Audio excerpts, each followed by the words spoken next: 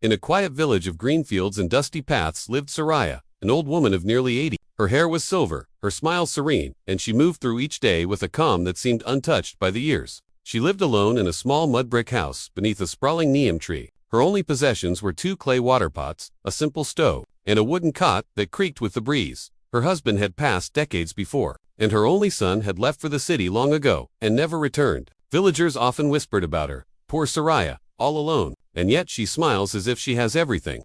That summer, a young woman named Tanya arrived from Mumbai to visit her grandfather. Tanya carried her own pain inside. She had failed an important exam, felt betrayed by a close friend, and carried the constant weight of her parents' expectations. Each evening she sat alone, asking herself, why is life so cruel? One morning, Tanya noticed Soraya scattering rice for the birds beneath the neem tree. The old woman hummed softly and smiled at everyone who passed by, even those who did not smile back. Tanya watched her for days, drawn to the quiet peace that seemed to surround her.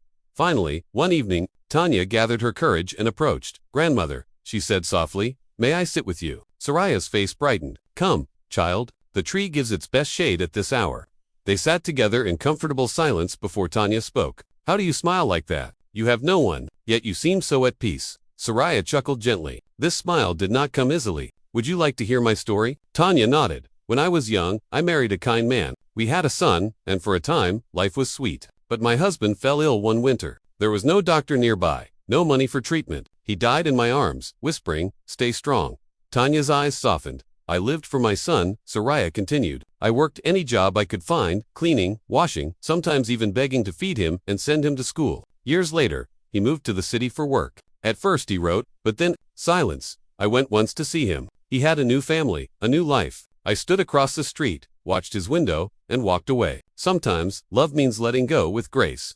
Tears filled Tanya's eyes. "But aren't you angry? Don't you feel lonely?" "I did," Soraya said softly, "until I discovered 3 truths that saved me." She held up her fingers, weathered but steady.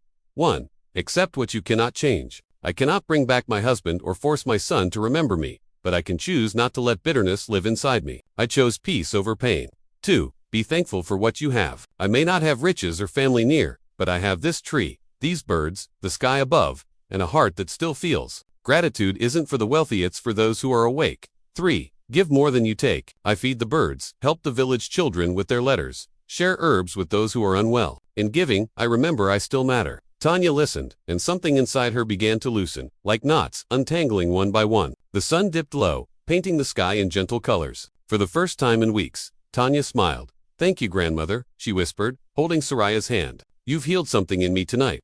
They sat together until stars filled the sky, sharing stories, laughter, and even tears.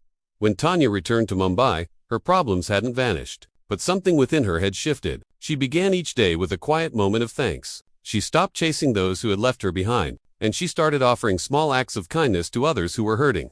Just as Soraya had shown her. True happiness is not the absence of pain, but the presence of purpose. Life may bring sorrow, loss, and disappointment, but we always have a choice in how we respond. Soraya's story reminds us that peace is not given, it is built. Built through acceptance of what cannot be changed, gratitude for what remains, and kindness shared even when our own hearts ache. We often wait for life to be perfect before we allow ourselves joy, but sometimes, life becomes brighter because we choose to smile anyway, in quiet moments, in simple giving, and in the courage to let go without hatred. We find a joy that cannot be taken away. Choose that joy, not because life is easy, but because your heart deserves peace.